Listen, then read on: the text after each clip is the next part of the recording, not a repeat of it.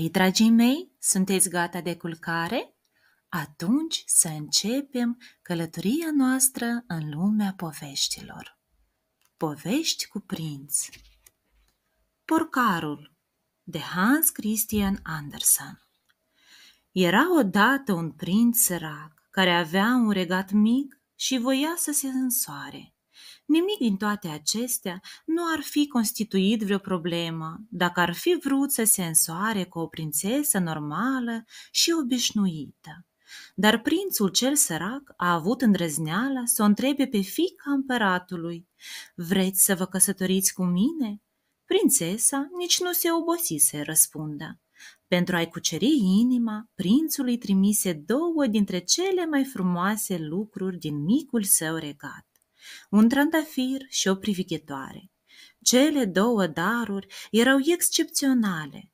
Trandafirul creștea odată la 5 ani pe mormântul tatălui său. Parfumul lui era atât de dulce și de îmbătător căci te făcea să uiți orice necaz sau grijă aveai. Privighetoarea scotea din gâtlejul ei trilurile cele mai melodioase care s-au auzit vreodată. Prințul puse aceste frumoase daruri în 2 cutii de argint și le trimise prințesei. Când cutiile de argint ajunseră la destinație, împăratul își chemă fiica să le deschidă. "De-ar fi o pisicuță," zise prințesa, dar când deschise cutia, apăru un trandafir frumos. "Este perfect," exclamără doamnele din suita prințesei. "Este minunat," adăugă împăratul. Toți i-au lăudat frumusețea și parfumul, însă mai puțin prințesa, care a protestat: "Ce nebunie! Este o floare adevărată. Mie mi-ar fi plăcut o floare artificială." Văzând deziluzia prințesei, împăratul deschise cealaltă cutie de argint și a apărut privighetoarea. Cântă atât de minunat că era imposibil să-i găsești vreun cusur. Prințesa însă îi găsi toate cusurile din lume. "N-aș crede vreodată că această pasăre este adevărată." Cum darurile nu fuseseră pe placul ei, prințesa nu a vrut să-l primească pe prințul îndrăgostit. Însă el nu se descuraja. Își vopsi fața cu negru și maro, își fundă o căciulă până peste sprâncene și ciocni la poarta palatului. "Bună ziua, împărate, aș putea intra să muncesc în această nobilă casă?" "Apoi sosiți chiar la momentul potrivit. Am nevoie de cineva care să îngrijească de porci." În acest fel, prințul cel sărac intră paznic la porcii împăratului. Toată ziua și-o petrecea îngrijindu-i, iar noaptea dormea alături de aceste animale, într-o colibă mică și incomodă. În fiecare noapte, porcarul își pregătea oala pentru cină. Aceea era o oală fermecată.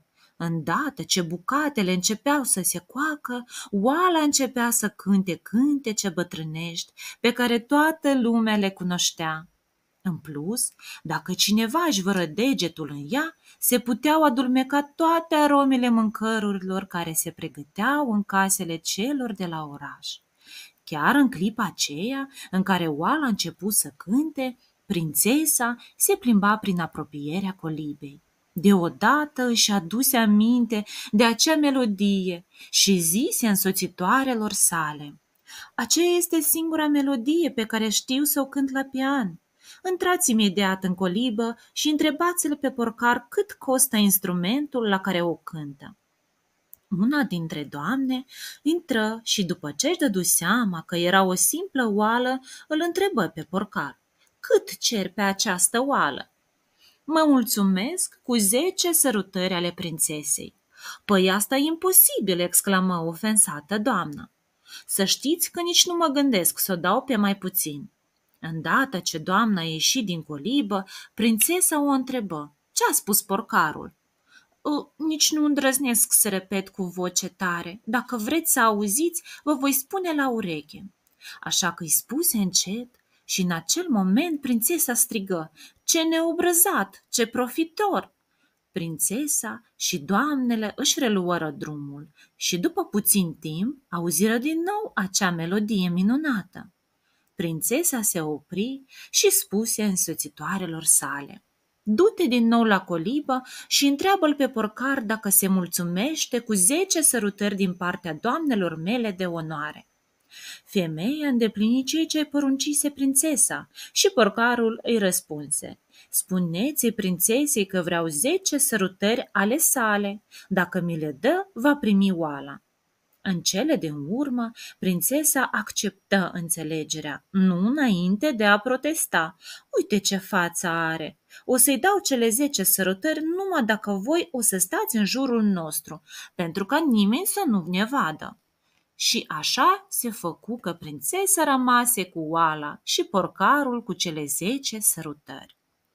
Porcarul era atât de îndemânatic că nu trecea o singură zi fără a construi ceva extraordinar.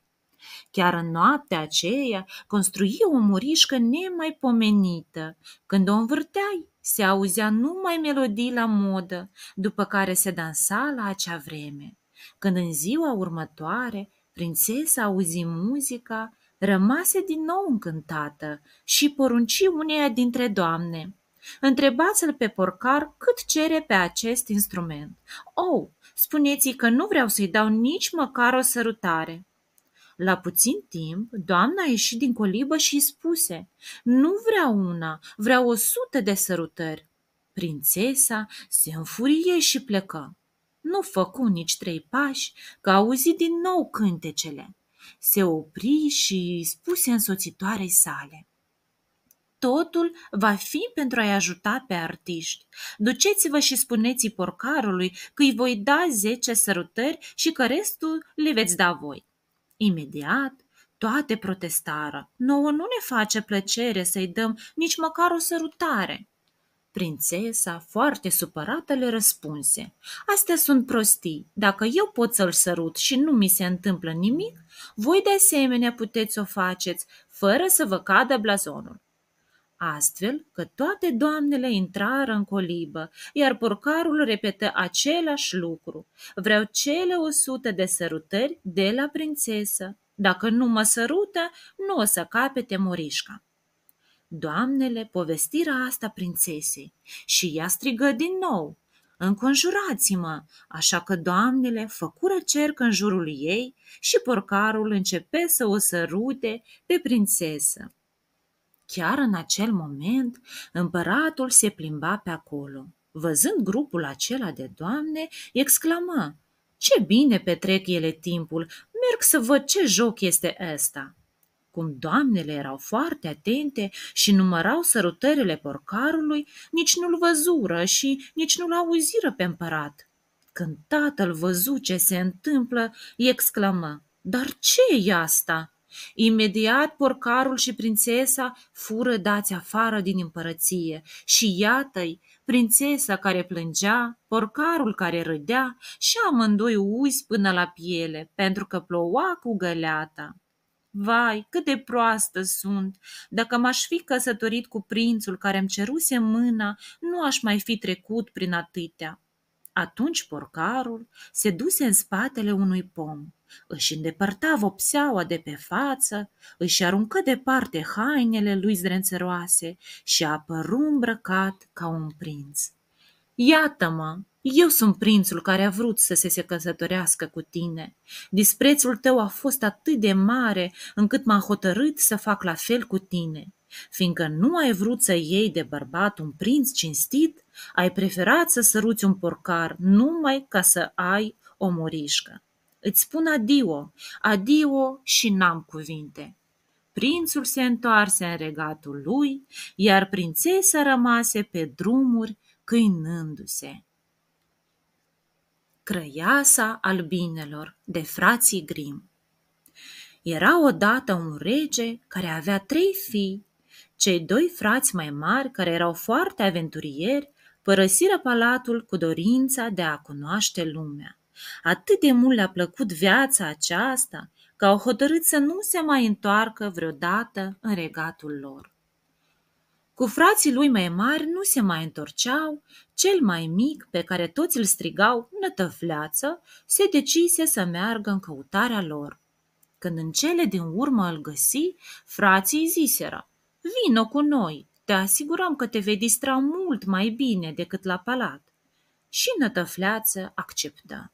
Merseră cei trei agale, cale lungă, să le ajungă până ce au dat peste un furnicar. Frații mai mari au vrut să-l calce în picioare ca să vadă cum fug furnicile. Dar Nătăfleață nu i-a lăsat să facă așa ceva și le-a zis: "Sărăcuțele, nu le omorâți, sunt creaturi ale lui Dumnezeu și au dreptul și ele la viață." Puțin mai încolo au întâlnit niște rățoi care notau într-un lac. Cei doi frați mai mari au vrut să prindă o pereche ca să-i frigă și apoi să-i mănânce. Dar Nătăfleață nu le-a dat voie nici de data asta și le-a zis: "Bieții rățoi, nu-i omorâți, sunt creaturi ale lui Dumnezeu și au dreptul și ele la viață." Și tot mergând ei așa, au ajuns într-o pădure. Cum erau foarte obosiți, s-au așezat toți trei la umbra unui pom, în care se găsea un cuib de albine. Cel mai mare dintre ei zise celorlalți: "Priviți cum mierea se scurge pe trunchi. Dacă le punem foc, albinele se vor asfixia și vom putea să luăm mierea cu noi." Dar Nătăfleață nu-i lasă și le zise: "Bietele albinuțe, nu le omorâți, sunt creaturi ale lui Dumnezeu și au și ele dreptul la viață." Își continuără drumul și ajunseră la un castel misterios. Grajdurile erau pline de cai, dar nu întâlniră pe nimeni pe nicăieri. Străbătură toate încăperile și saloanele și la sfârșit dură de un coridor și o poartă închisă cu 3 zăvoare. În mijlocul ușii se afla o ferestruică deschisă, prin care se vedea ce se petrecea înăuntru. Cei 3 prinți priviră și văzură un omuleț în gri așezat la o masă plină de mâncăruri delicioase. L-au strigat odată și încă o dată, dar omulețul părea să nu fie auzit. În cele din urmă se sculă, le deschise ușa și îi conduse până la masă ca să mănânce împreună. Când s-au săturat ei de mâncat și de băut, omulețul i-a condus pe fiecare într-o altă cameră ca să se odihnească. În ziua următoare, omulețul gri îl chemă pe fratele mai mare și îi arătă o tabliță de lut, unde erau scrise cele 3 probe pe care ei trebuiau să le treacă pentru a desface vraja în care fusese învăluit castelul. Îi citi prima probă: "Printre firele de iarbă din pădure se află împrăștiate 1000 de perle ce au aparținut prințeselor de la castel. Trebuie să le culegi pe toate înainte de asfințit. Dacă lipsește vreuna, cel care le caută se va transforma în stană de piatră." Entuziasmat, fratele mai mare se duse în pădure. Deși nu se odihni nicio clipă, găsi numai 100 de perle, așa că odată cu soarele ce asfințea, deveni o stană de piatră. În ziua următoare, fratele mijlociu realiză aceeași probă și a avut aceeași soartă. În cele din urmă veni rândul și lui Nătăfleață. Căută și iar căută prin iarba din pădure și cum nu găsea aproape nicio perlă, începu să plângă. Atunci apăru regina furnicilor și îi zise: "Nu mai plânge, deoarece ai fost atât de bun cu noi, cele 5.000 de furnici vor aduna toate perlele." Când omulețul gri primi grămada de perle, îi citi lui Nătăfleață cea de-a doua probă: "Pe fundul lacului se află cheia de la camara prințeselor. Adu-mi-o." Nătăfleață se duse la loc și, cum nu știa să înnoate în lac, începu să plângă pe mal. Rățoii, pe care el îi salvase, îi ziseră: "Noi, cei care îți datorăm viața, vom căuta cheie de pe fundul lacului." Imediat rățoii reveniră cu cheia în cioc. Nătăfleață o duse omulețului gri și aceasta îi cicicea de-a a treia probă. Regele are 3 fete care sunt adormite. Află care dintre ele este cea mai tânără. O să știi după dulciurile pe care le-a mâncat înainte de a le doborî somnul. Cea mare a mâncat o bucățică de zahăr, mijlocia o caramea, iar cea mai mică miere. Deși proba ultimă era cea mai grea, în ajutorul lui sări crăiasa albinelor. Cercetă buzele celor 3 prințese și îi arătă lui Nătăfleață cine era cea care mâncase mierea. Imediat ce prințul arătă spre prințesa cea mai tânără și mai frumoasă, vraja se desfăcu și așa se întâmplă că prințul cel mic se căsători cu prințesa cea mai frumoasă. Frații lui, care și-au redobândit înfățișarea omenească, se căsătoriră cu celelalte 2 fete și toți au fost fericiți până la adânci bătrânețe. Prințul fericit, Oscar Wilde. În partea cea mai de sus a orașului se înălță statuia prințului fericit. Capul lui era din aur, ochii de safir și la mânerul spadei sale strălucea un rubin enorm. Statuia aceea era atât de împunătoare că toți o admirau din jur. Într-o noapte, o rândunică zbura înspre oraș. Era ultima care mai rămăsese acolo. Era mai bine de o lună de când suratele ei plecaseră spre Egipt, fugind din calea frigului.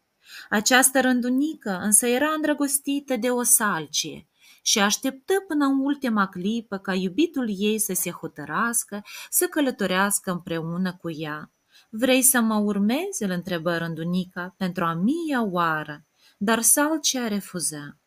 Atunci rândunica, foarte supărată, îi zise: "Ți-ai bătut joc de mine, adio!" și se duse. Zbură fără odihnă toată ziua și la seara nopții își căută adăpost lângă statuia prințului. Tocmai își așezase capul sub o aripă, când mai multe picături căzură pe penele ei. "Ce ciudat, nu-i niciun nor și plouă, va trebui să plec de aici."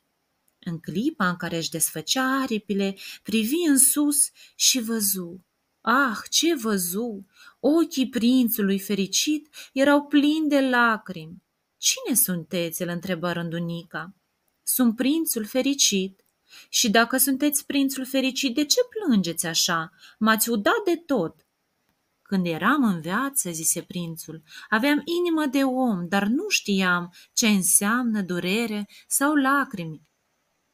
În jurul palatului meu era un gard foarte înalt și niciodată nu m-a interesat să știu ce se află în spatele lui. Mereu am fost fericit, înconjurat de bogății, dar de când mă aflu în acest loc atât de înalt, văd întreaga durere și mizerie a oamenilor din orașul meu. Și deși inima mea este din plumb, nu fac altceva decât să plâng." Cum rândunica se arătă foarte interesată de cele povestite, prințul continuă: "Privește acolo jos, în coliba aceea se află o femeie care brodează o rochie de bal pentru o mare doamnă. Alături de ea doarme fiul ei bolnav. Are febră și cere portocale, dar mama lui nu poate să-i dea decât apă de la râu. Din cauza asta, biata femeie plânge într-una. Rândunico, ai putea tu să-i duci rubinul de la spada mea?" Rândunica era foarte obosită, înfrigurată și în plus nu-i plăceau copiii și pentru că obișnuiau să arunce în ea cu pietre. Tocmai voia să-l refuze, dar văzu cât de trist era și răspunse: "În noaptea asta am să fac ceea ce îmi ceri." "O, mulțumesc, rândunico," zise prințul. Rândunica smulse rubinul de la mânerul spadei și îl duse la căsuța femeii. Privi pe fereastră și o văzu pe biata femeie moartă de oboseală, căzută lângă fiul ei. Rândunica intră în încăpere și puse rubinul pe degetarul femeii. Apoi se apropie de pat și își mișcă aripile pentru a-l răcori pe copilașul bolnav. Când se înapoie la statuia prințului, îi povesti ceea ce văzuse. În ziua următoare, Rândunica zbură spre râu, se scăldă și se pregăti să ia drumul spre Egipt. Când își lua la revedere de la prinț, acesta îi spuse: Rândunico, rămâi încă o noapte, te rog. Nu pot, domnule, voi muri de frig aici. Privește, Rândunico, de cealaltă parte a orașului văd un tânăr care s-a lăsat de scris, fiindcă este înghețat. Smulge unul din safirile ochilor mei și du-i-l, te rog. Asta n-am să o fac, eu nu pot să vă scot un ochi. Și Rândunica a început să plângă. Te rog, fă ceea ce îți cer. Cu multă grijă smulse în un ochi al prințului și îl duse scriitorului, care sări în sus de bucurie. A doua zi, Rândunica zbură înspre port și pentru a se convinge pe ea însăși strigă: Ziua de mâine nu mă va mai prinde aici. Când o să se lumineze, mă voi îndrepta spre Egipt. Noaptea se duse să-și ia la revedere de la prinț și acesta insistă atât de mult să mai rămână, încât Rândunica mai stătu încă o noapte. Atunci prințul îi zise: Acolo jos, în piață, există o fetiță care vinde chibrituri. I-au căzut toate în apa râului și tatăl ei o să o bată dacă nu-i duce bani acasă. Te rog, smulgem și celălalt ochi și du-l de aici. Biata de ea este desculță și fără palton. Dacă vă smulg și acest ochi, veți rămâne orb de tot, nu pot să o fac. După o discuție lungă, prințul o convinse. Rândunica smulse safirul și îl puse în mâinile fetiței, care strigă: Ce piatră frumoasă! După care Rândunica se întoarse lângă prinț și comunică hotărârea ei. Acum că sunteți orb, voi rămâne aici pentru totdeauna.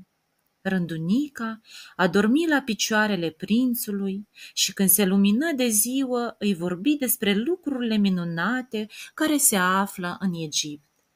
Ce lucruri frumoase îmi povestești, răspunse prințul, însă pe mine cel mai mult mă uimesc femeile și bărbații care sunt capabili să suporte mizeria. Rândunico, te rog mult, cum eu am rămas orb, zboară tu peste oraș și povestește-mi ceea ce vezi. Imediat, Rândunica a îndeplinit dorința prințului și văzu oameni bogați ce bencheteau în palatele lor și pe cei săraci murind de foame pe la porți sau sub vreun pod oarecare. Când se înnoptă, se înapoie la prinț și îi povesti ceea ce văzuse. Rândunico, mai zise prințul, corpul meu este acoperit în întregime cu foițe de aur. Desprinde-le cu ciocul tău și du-le săracilor din oraș. Foiță cu foiță, Rândunica îi smulse tot aurul. Sosi și clipa în care statuia prințului fericit rămase fără strălucire și frumusețe. Fără îndoială, în casele celor sărmani începură să strălucească și să înflorească veselia și speranța. Timpul trecu și veniră zăpada și înghețul. Într-o seară foarte friguroasă din acea iarnă, simțind că avea să moară, Rândunica se așeză pe umărul prințului și îi zise: Adio, iubite prinț, mai înainte de a pleca, pentru totdeauna vreau să vă sărut. Prințul, foarte mulțumit, răspunse: Ce bucurie! În sfârșit pleci în Egipt. Nu plec spre Egipt, ci mult mai departe. Rândunica își întinse aripile, sărută buzele prințului și căzu moartă la picioarele lui. În aceeași clipă se auzi un scrâșnet în interiorul statuii, ca și cum ceva s-ar fi rupt în ea. Câteva zile mai târziu trecu pe acolo primăvara orașului. Văzând statuia despicată în jumătate, zise unuia din sfetnici: Ce înfricoșător arată prințul fericit! Cel mai bine ar fi să poruncesc să dărâme statuia și în locul ei să se pună una nouă." Cel însărcinat cu topirea statuiei o aruncă într-un cuptor și cum inima de plumb a prințului nu se topea, o aruncă la gunoi. Inima prințului se duse să se odihnească alături de corpul neînsuflețit al bietei rândunici. Atunci Dumnezeu chemă la el un înger și îi spuse: "Adu-mi 2 dintre cele mai frumoase lucruri din oraș." Fără să se mai gândească, îngerașul zbură spre groapa de gunoi și luă de acolo inima din plumb a prințului fericit și corpul fără viață al rândunicii. "Ai ales bine," zise Dumnezeu. "În regatul meu ceresc, rândunica va cânta veșnic și prințul fericit va înălța laude în cinstea mea." Degețica de Andersen. Era odată o femeie care dorea să aibă un copil micuț. Cum nu știa ce să facă, ceru sfatul unei vrăjitoare bătrâne, care îi zise: "Asta e foarte simplu de făcut. Plantează aceste grăunțe de orz într-un ghiveci și o să vezi ce minunăție o să răsară." Femeia ascultă și la numai câteva zile după asta răsări o floare mare și frumoasă, ce semăna cu o lalea. "Ce floare minunată!" spuse femeia, dându-i o sărutare pe petalele roșii. În aceeași clipă, petalele se deschiseseră și din mijlocul lor apăru o fetiță, nu mai mare decât degetul mare de la mână. Din acest motiv o numi Degețica. Într-o noapte, în timp ce fetița dormea în pătucul ei, care era o coajă de nucă, un broscoi râios intră în încăpere prin geamul spart al ferestrei. Văzând-o pe Degețica, își zise: "Această fetiță va fi o soție drăguță pentru fiul meu." Și luând cu el coaja de nucă, sări în grădină și merse până la malul râului, unde locuia împreună cu fiul său, tot atât de urât ca și el. Uac, uac, uac, a fost tot ceea ce a spus tânărul broscoi râios la vederea fetiței din coaja de nucă. Nu striga că o să o trezești, îl mustră tatăl. Ca să nu poată să scape, o să așez leagănul ei deasupra unei frunze de nufăr, mai îndepărtată de mal. Când Degețica se trezi, se luminase de ziua. Văzând unde se afla, începură să plângă și, culmea ghinionului, bătrânul broscoi apăru cu oribilul său fiu. "Copilule, acesta este băiețelul meu, ce în curând va fi soțiorul tău. Acum eu împreună cu el vom merge să aranjăm viitoarea și noua voastră locuință."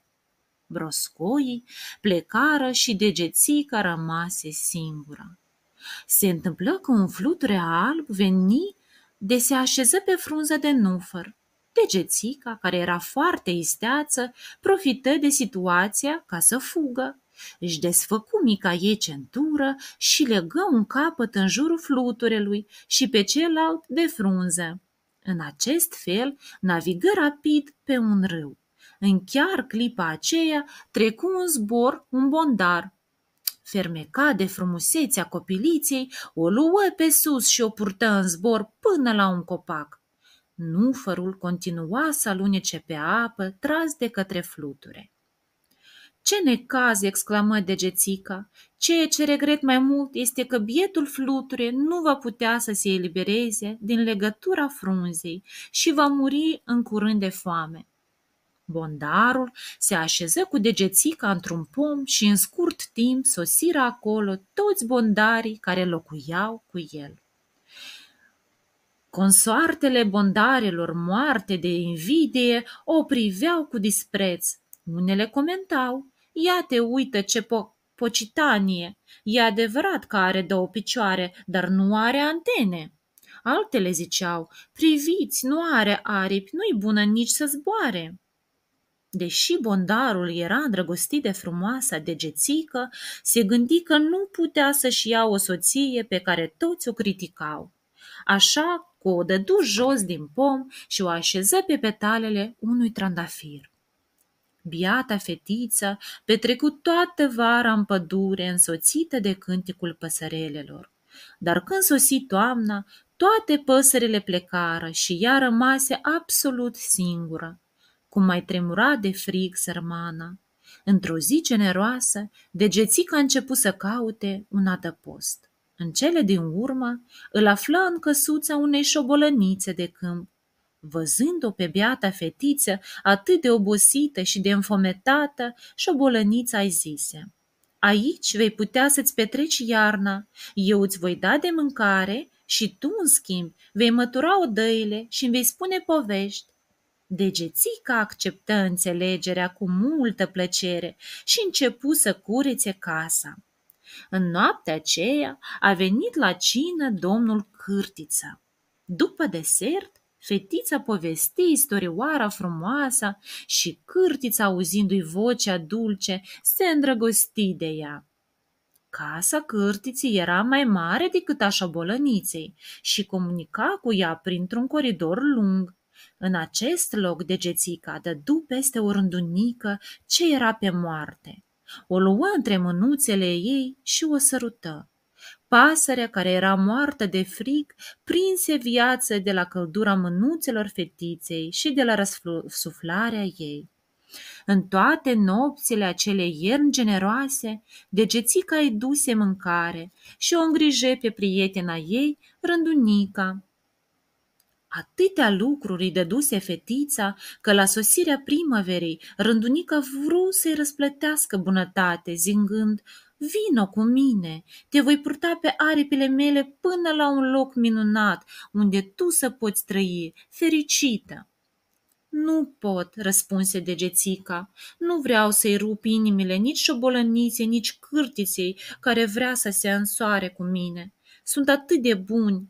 Primăvara umplu de flori câmpiile.” Într-o bună zi, degețica stătea la soare în fața porții, când se apropie de ea șobolănița, care îi zise: „Degețico, m-am gândit că trebuie cât mai curând totuși să te căsătorești cu domnul Cârtiță. Vei profita de lungile zile de primăvară și de vară ca să-ți strângi zestrea. Când o să fii gata, ne vom pregăti de o nuntă frumoasă.” Degețica surâse, dar inima ei era tristă, pentru că nu voia să se căsătorească cu Cârtița. Desigur, ascultă de șobolăniță și începu să toarcă, să țeasă și să coasă. Zestrea era gata când sosi toamna și șobolănița îi fixă ziua căsătoriei. Degețica, cu lacrimi în ochi, ieși să-și ia rămas bun de la soare. Peste puține zile nu-l va mai vedea niciodată, pentru că viitorul ei soț locuia într-o casă subpământeană. Printre suspine auzi un scomod familiar: „Fâl, fâl, fâl.” Era prietena ei, rândunica. Văzând-o pe fetiță că plângea, se apropie lângă ea și o întrebă: „Ce ai, degețico? De ce ești tristă?” „Sunt atât de nefericită. Plâng pentru că mâine mă voi căsători cu domnul Cârtiță, iar eu nu-l iubesc.” „Păi de ce nu vii cu mine?” o întrebă rândunica. „Se apropie iarna și mă duc înspre ținuturi mai calde. Suie curând în spinarea mea.” Și degețica nu se gândi de 2 ori. Acceptă propunerea prietenei sale și amândouă își luă zborul. După zile întregi de zbor, ajunseră în niște locuri unde soarele strălucea în toată splendoarea. Atunci rândunica își îndreptă zborul spre o pădurice frumoasă, care se înălță lângă un lac albastru. Un minunat palat din marmură își oglindea splendoarea în apele lacului. Rândunica coborî și o lăsă pe degețica în potirul unei flori. Ce surpriză! Acolo, așezat comod, se află un omuleț transparent, ca de cristal, care purta o coroană de aur. Nu era mai înalt decât degețica și ei se păru ființa cea mai frumoasă pe care o văzuse vreodată. Acel personaj mititel era un prinț. Atât de frumoasă îi se păru prințului fetița că se îndrăgosti pe dată de ea. Eu sunt prințul florilor, îi zise el. Vrei să te căsătorești cu mine? Auzind cuvintele acelea, degețica și-a dus aminte de broscoiul râios, de bondar și de cârtițe, singurii ei pretendenți, și atunci a acceptat cu plăcere cererea prințului. Imediat, din două flori învecinate, apărură o doamnă și un cavaler care îi oferiră parfumuri delicioase și niște aripi albe ca să zboare când îi va plăcea. De acum înainte te vom numi Maia, îi spuse prințul cel arătos fetei, pentru că meriți să porți numele cel mai frumos din lume. La revedere, cântă de sus rândunica, luându-și zborul spre locul unde își avea cuibul. Fetița cea frumoasă îi surâse și trimise cu mânuța o sărutare păsării sălbătoare, care oferise atâta fericire și trăire mulți ani fericiți alături de prințul său.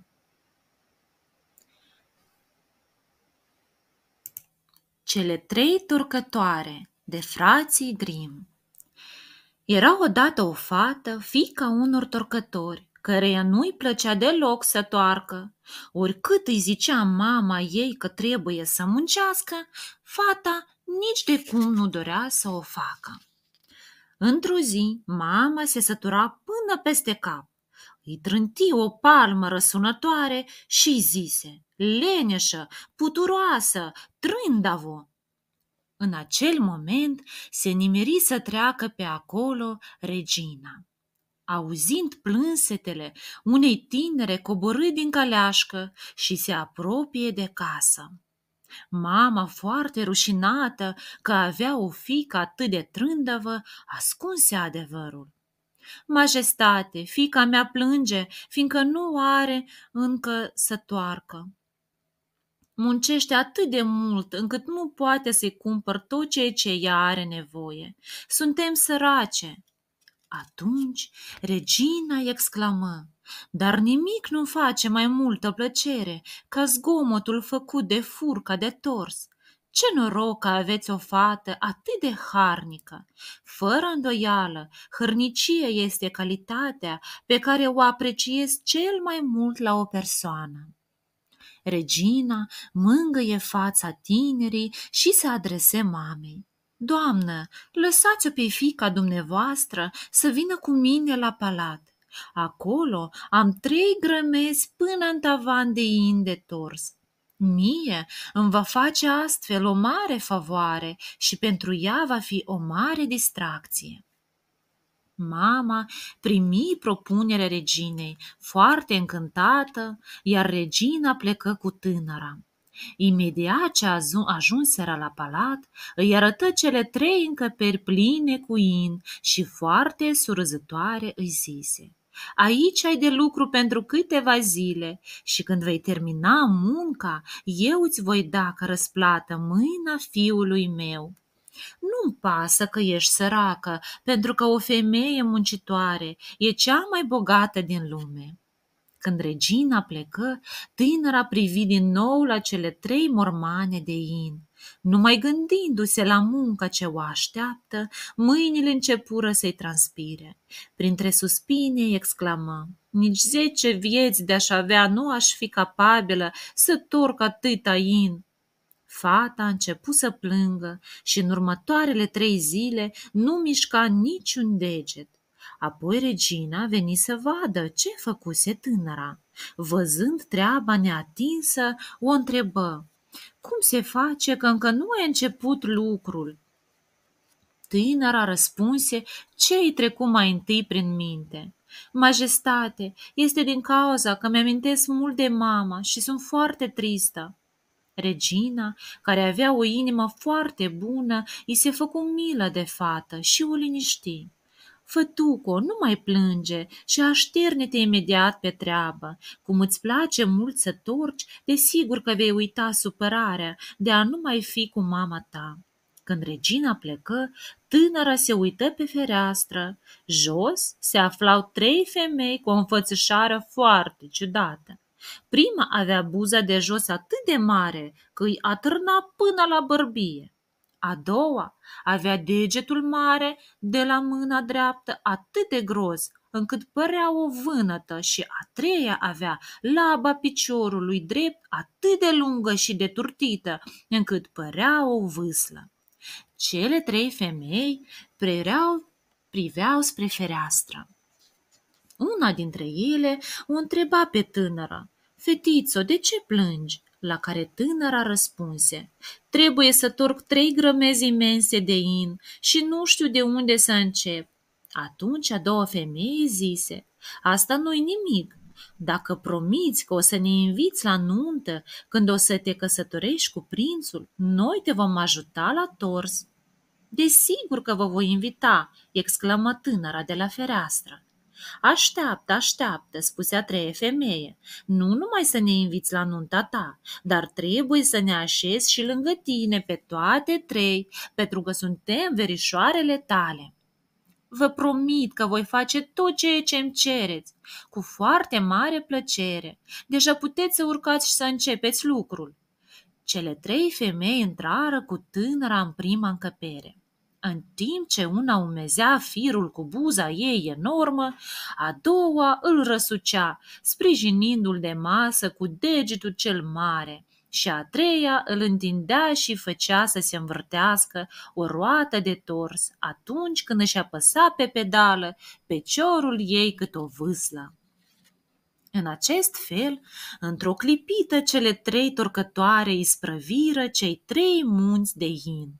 Mai înainte de a se despărți de tânăra, îi reaminti: "Dacă vrei să fii fericită, nu uita de ceea ce ne-ai promis." Când rămase singură, fata o chemă pe regină și îi arătă munții de fire de cele 3 încăperi. Regina, foarte, foarte satisfăcută, își ținu promisiunea și începu pregătirile de nuntă. Prințul era încântat să se însoare cu o femeie atât de îndemânatică și harnică. Cu puțin timp înainte de nuntă, tânăra îi cheme pe rege și pe fiul ei și le zise: "Aș dori să vă cer o favoare. Am 3 verișoare pe care le iubesc foarte mult și mi-ar plăcea să vină la nunta mea și să le știu aproape lângă mine la masă." Regina și prințul exclamără într-un glas: "Ne pare foarte bine, nu este nicio problemă." Ziua anunții sosi și cele 3 torcătoare se prezentară la palat. Când mireasa le văzu, alergă în întâmpinarea lor, le salută strigând de bucurie, pentru că toată lumea să o audă: "Dragi verișoare, cât de bucuroasă sunt să vă văd!" Imediat le prezentă viitorului ei soț. Adevărul e că toate 3 aveau un aspect foarte ciudat și purtau haine în culori țipătoare. Prințul nu putea să-și rețină curiozitatea și întrebă pe cea care avea buza atât de mare: "De ce ți atârnă într-atâta buza?" Și torcătoarea răspunse: "De atâta subt firul pe care trebuie să-l torc." După care se apropie de cea care avea degetul cel mare cât o vânătă. "De ce ai degetul atât de mare?" "De atât a răsucit firul ce trebuie tors." În sfârșit se apropie și de cea care avea piciorul cât o vâslă și o întrebă: "De ce ai acest picior atât de enorm și de turtit?" "De atât a apăsat pe pedala roții de tors."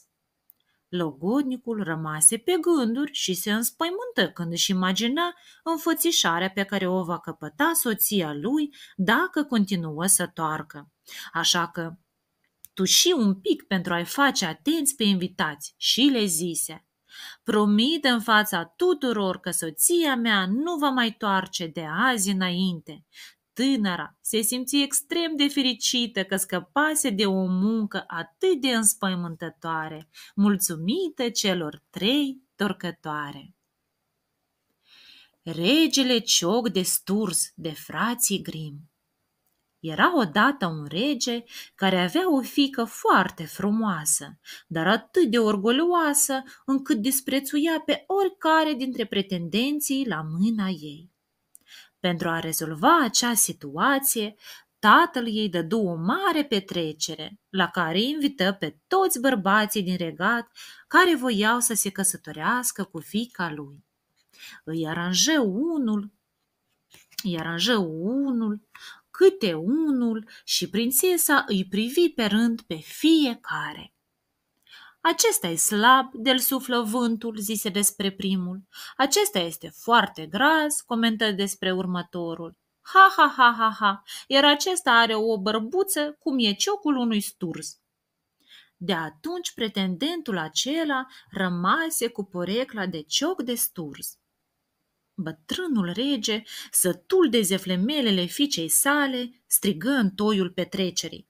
Jur înaintea tuturor că prințesa se va căsători cu primul cerșetor care o să-mi bată în poartă.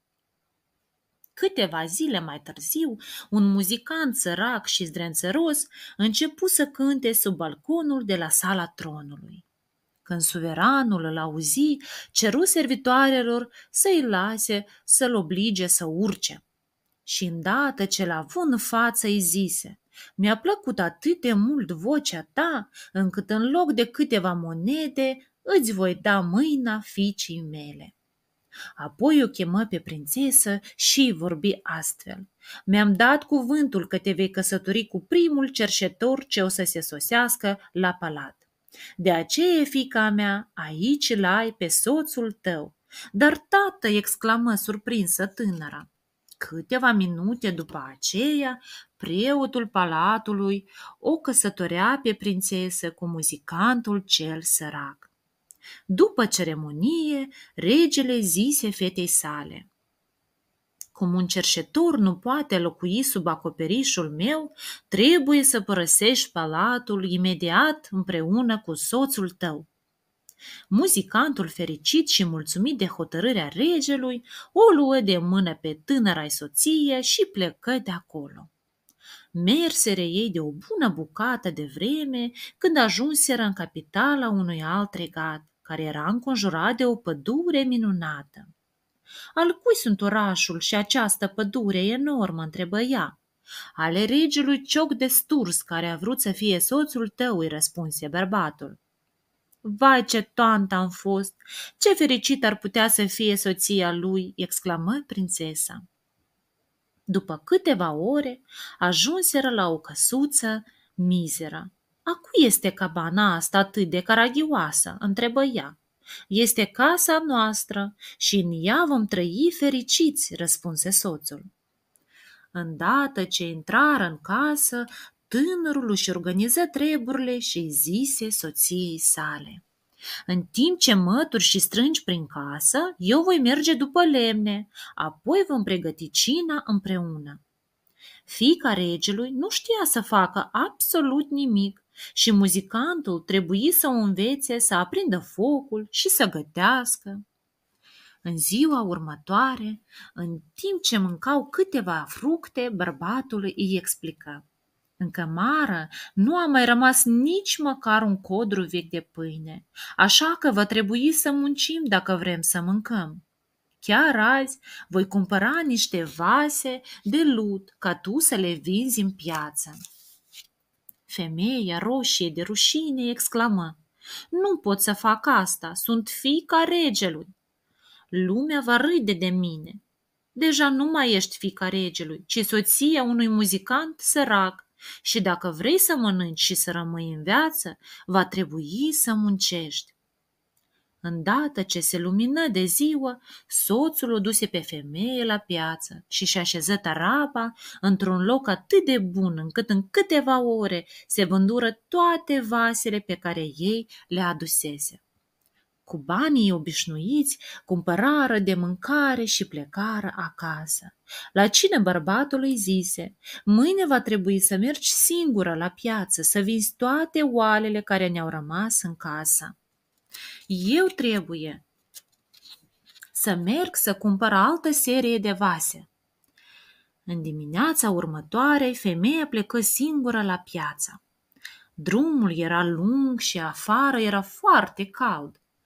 Când ajunse, era atât de obosită și înfricoșată, încât se decise să pună taraba chiar la intrare în piață. În momentul în care termină de aranjat străchinile, auzi un nechezat de cal. Câteva clipe mai apoi văzu cum vasele sale se sfârmară în mii de cioburi sub copita acelui animal înspăimântat. Femeia nu a știut ce să mai facă și a luat-o la fugă spre casă. Ce ți s-a întâmplat?" o întrebă soțul, care tocmai sosise. Biata femeie povesti cele petrecute și bărbatul o liniști. Bine, femeie, o zi cu ghinion are urcine, nu mai plânge și nu-ți mai face griji. Astăzi am aflat că regele Cioc de Sturs se va căsători și are nevoie de multe ajutoare la bucătărie. Și eu voi merge cu tine ca să cer de lucru. Câteva ore după aceea, fiica regelui era ajutor de bucătărie. Frecă crătiți, tăie ceapă, curăța cartofi, bătu ouă, treburile cele mai grele ei le dădură. Când femeia auzi bătăile de la tobă, care anunțau sosirea invitaților, lăsă bucătăria și urcă curioasă să vadă oaspeții care soseau. Se așezase în spatele unei statui și în timp ce vedea perinându-se prin fața ei prinți și prințese, își spunea: cât pot să mă căiesc de orgoliul meu? Dacă aș fi fost mai umilă, mai puțin mândră, acum aș fi mai fericită. Pe ușă apăru regele. După câteva secunde, o mână o trase din ascunzătoare. Era chiar regele, care o invită la dans. Biata femeie murea de rușine, era sudată, prost îmbrăcată și era teamă că regele avea să o recunoască și să-și aducă aminte că nu de mult râse de el. Stăpână, vă rog să nu râdeți de această biată fată de la bucătărie și să-mi permiteți să mă întorc la munca mea. Dar regele nu ascultă la vorbele ei și o purtă în pași de dans până în centrul sălii de bal, în timp ce rostea: eu, regele Cioc de Sturs și muzicantul zdrențăros, suntem una și aceeași persoană. Fiindcă te iubesc cum te iubesc, m-am deghizat în muzicant sărac și zdrențăros. Am făcut totul pentru a pune capăt orgoliului tău nemăsurat. Printre lacrimi și suspini, femeia răspunse: vă rog, lăsați-mă, nu merit să fiu soția voastră. La care regele răspunse: ceea ce a fost mai rău a trecut. Acum vom sărbători nunta noastră. La un semn al regelui, au apărut diferite domnișoare care au luat-o pe prințesă și au îmbrăcat-o într-o rochie maestuoasă. Tatăl ei, bătrânul rege, o așteptă la intrare în biserică pentru a fi nașul ei de cununie. Începând cu acea zi, bucurirea și fericirea au domnit în inimile celor doi oameni buni și au trăit fericiți până la adânci bătrânețe.